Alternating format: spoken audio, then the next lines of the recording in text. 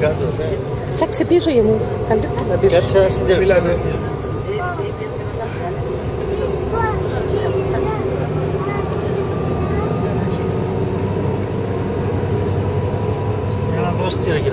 Στα αριστερά μας, τα μοντέρνα κτίρια που βλέπετε είναι το Εβραϊκό Μουσείο και η Συναγωγή της Δρέσδης.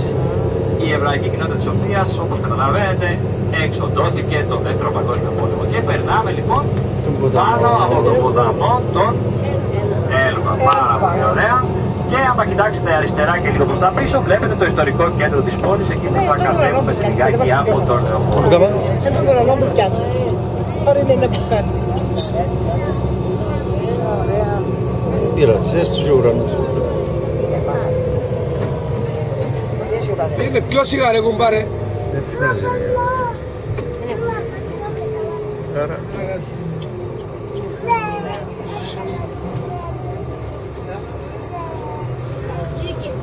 The panel. The panel to Βασίλη.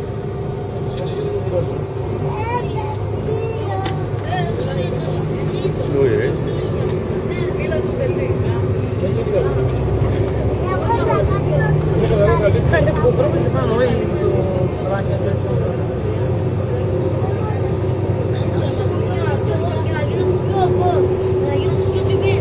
πού έπαιρες? Άιστη που να βγούμε και σου.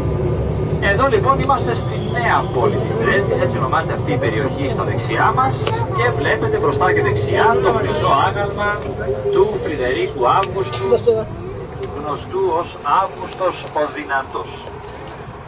Γιατί ήταν δυνατός και περισσότερες πληροφορίες θα μας πει σε λίγο. Της συναγωγός μας, ενώ θα κάνουμε εμείς αριστερά και θα διασχίσουμε την γέφυρα του Αυγούστου, την παλαιότερη γέφυρα της Δρέσδης, η οποία ήταν και η πλησιέστερη γέφυρα προς βορρά στη γέφυρα του Καρόλου.